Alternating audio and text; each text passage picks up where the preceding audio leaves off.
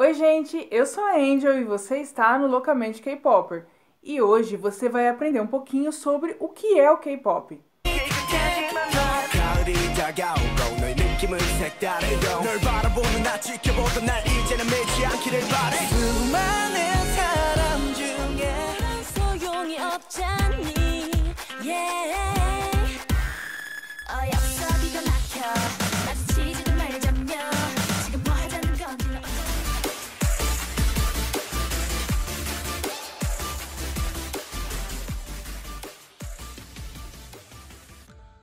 Antes de mais nada, não deixe de se inscrever, de ativar o sininho de notificações para poder acompanhar aqui as nossas atualizações.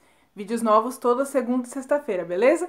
Vem com a gente então. Bom, se você está aqui nesse canal, eu presumo que você já tem uma base do que é o K-pop, né? Já tem aí pelo menos algumas informações básicas, ou então ouviu falar sobre o termo K-pop e de repente bateu aquela curiosidade, aquela vontade de pesquisar, acertei?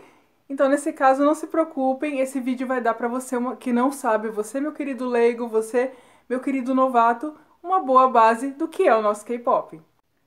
A sigla, então, K-pop, vem do termo Korean Pop ou pop coreano.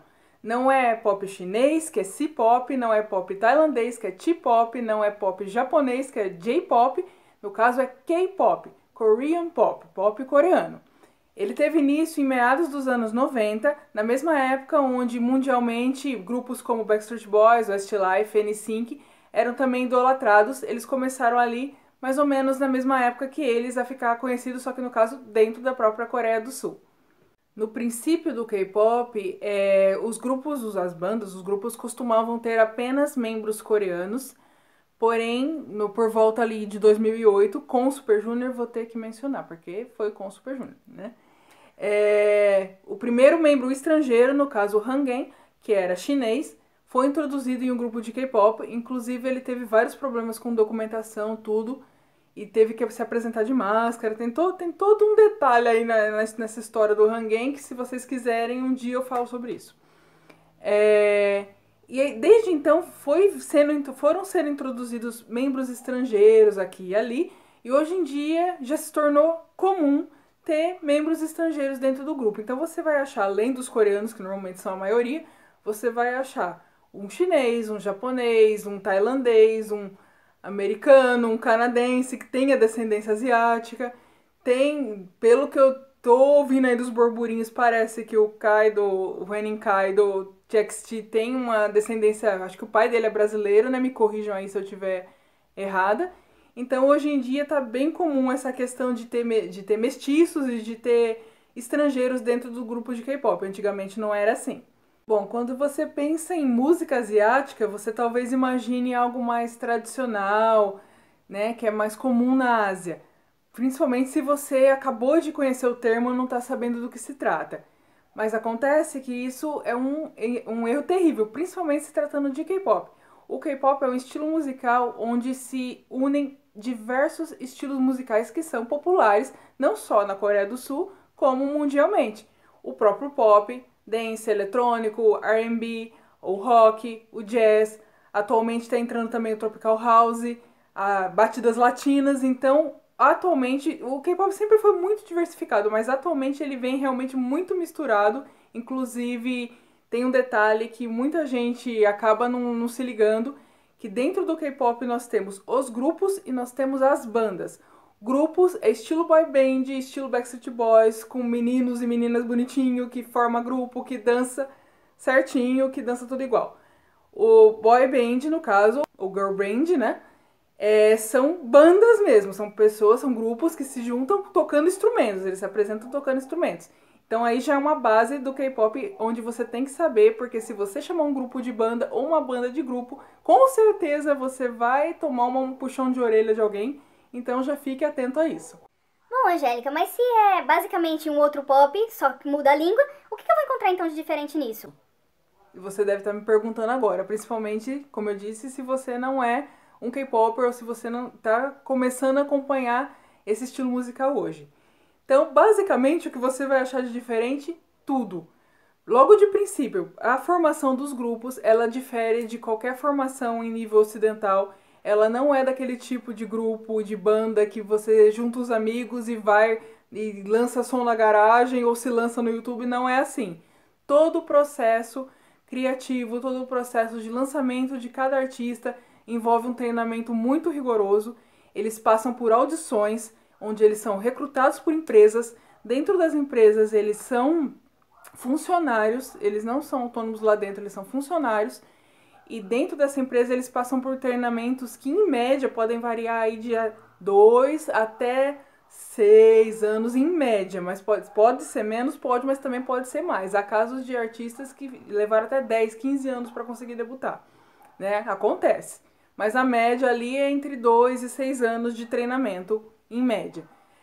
O choque cultural, como se trata de artistas que estão lá do outro lado do mundo pra gente, que são da Ásia, o choque cultural com a gente, com o brasileiro particularmente, é muito forte. Então, você tem que ir com a mente aberta. Não adianta você querer julgar e apontar dedo e é assim e pronto, porque tem que lembrar que a cultura deles é completamente quase que oposta à nossa. Então, eles têm hábitos, têm manias, têm coisas que você vai começar a conviver com isso e que você não pode julgar padronizando pelo nosso estilo de vida. Eles são outras pessoas, é outra cultura. Então vocês têm que ter a mente aberta com isso. Por conta de todo esse treinamento rigoroso, as apresentações deles são sempre impecáveis, dificilmente acontece. Então, eles são humanos, né? Tão passível a isso. Mas dificilmente você vai ver eles cometendo erros. Coreografia super sincronizada. Os vocais são assim impecáveis. O rap, hoje em dia, o rap coreano é considerado um dos melhores do mundo. Então é um estilo musical que realmente vale muito a pena você conhecer. Outra coisa que também é muito comum dentro do K-pop são as subunits, as units e os trabalhos solos dos integrantes. Qual que é a diferença entre subunit e unit? Subunit é um grupinho que deriva do grupão. Por exemplo, Super Junior M, que deriva do grupo principal Super Junior. A unit são normalmente colaborações. Por exemplo, o Triple H, que é a Hyuna com o Edol e o Rui, que era do Pentagon. No caso, o Edol era do Pentagon. Então, são artistas de fontes diferentes, apesar de ser da mesma empresa, que se juntam e formam uma unit. E no caso, dentro do próprio grupo, tem sempre, principalmente se for vocalista principal, essas coisas, tende a ter um trabalho solo. Aliás, essa outra diferença que tem dentro do K-pop, que são a questão das funções. Dentro do grupo, dentro da banda, normalmente o pessoal é bem dividido. Um integrante pode ter mais de uma função, pode, mas normalmente ele é designado como ou vocalista principal, ou rapper principal, ou main dancer, matinee, que no caso é o mais novo do grupo, o líder do grupo, e assim vai. Aí tem as subdivisões também, que um dia também eu explico pra vocês mais detalhadamente o que seriam essas subdivisões. Mas aqui é um vídeo base, então vocês vão entendendo com o tempo, conforme vocês forem se aprofundando. Além de tudo isso, nós ainda temos várias e várias coreografias com alto grau de dificuldade e impecáveis visualmente, sincronia incrível. Os videoclipes, no caso os MVs, são muito diferenciados de qualquer outra coisa que você vai ver por aí. Eles são bem trabalhados, super produzidos, muitos deles contam histórias.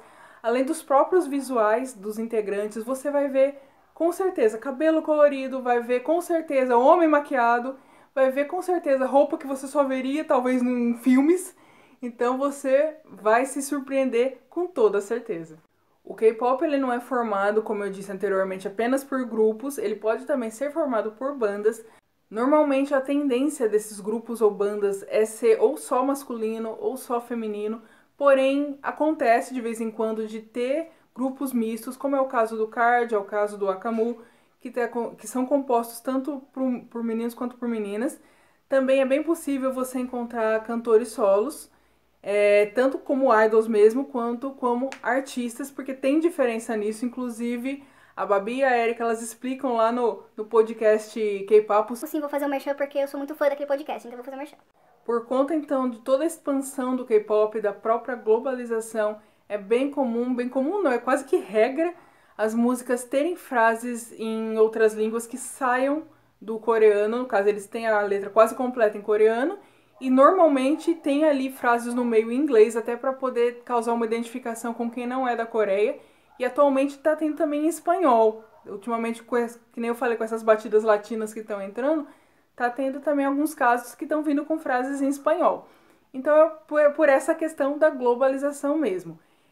Outra coisa que você tem que ir com a mente aberta, que é muito comum dentro do K-pop, desculpa, é a questão do skinship. O skinship, o que é? Seriam toques entre membros, os membros se abraçam, dá beijo no rosto, pega na perna, é normal, pega na mão.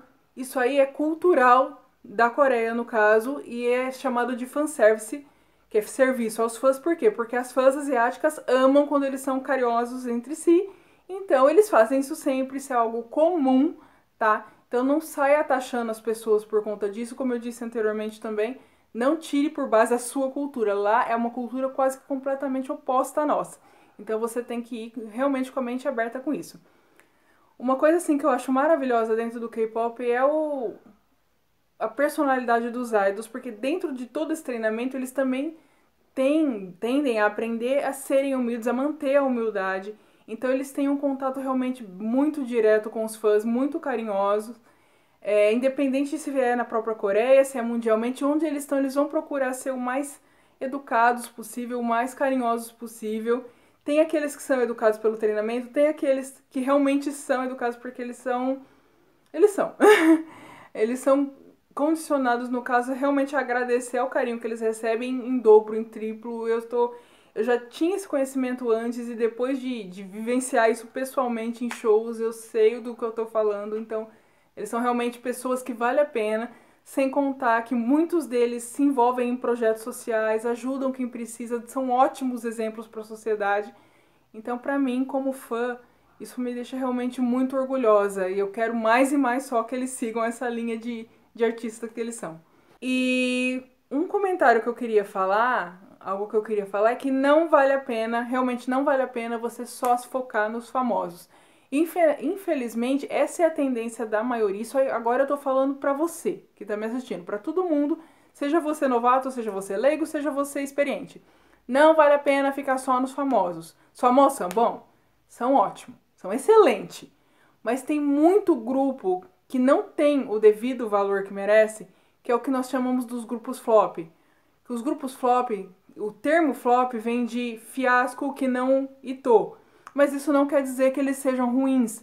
Onde mais você vai achar os tesouros, onde mais você vai achar os artistas que são mais carinhosos, os artistas que são muitas vezes extremamente talentosos, que você vai abrir o olho desse tamanho, vai estar justamente nos flops. Então, esse é o meu recado para você que está me assistindo. Não deixe de conhecer os outros grupos. Você é obrigado? Não. Você não é obrigado.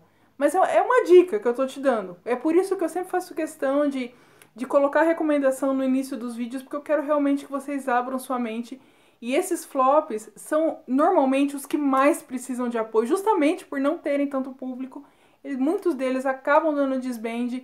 Então, por favor, deem uma chance a eles. Abra a mente, não só os flops. Eu tô falando dos flops porque é o senso mais comum, mas também os grupos mais antigos, sabe? Não se prenda, só ouço boy group, só ouço girl group, só ouço solo. Se abra. Você vai achar tanta coisa boa aqui no meio, que nem eu particularmente, minha pessoa. Eu sou mais de boy group, né? Mas isso não me impede de ouvir um girl group, de ouvir um solista, de ouvir uma banda. Por quê? Porque, cabeça aberta, gente, cabeça aberta. Isso vai trazer uma grande experiência, uma grande bagagem pra vocês, tá? E isso é opinião pessoal, realmente, se vocês estão à vontade aí pra poder seguir ou não, mas é uma dica que eu dou. Bom, gente, então foi isso. Espero que vocês tenham gostado do vídeo, que tenham aprendido um pouquinho aqui com a gente. Se você tem aquela amiga, aquela mãe, aquela tia, alguém que quer conhecer um pouco mais do K-pop, que sabe que você gosta e não entende muito, se você quiser apresentar esse vídeo para elas, fique à vontade, tá? Então é isso. Espero que fiquem sempre aqui com a gente e até a próxima!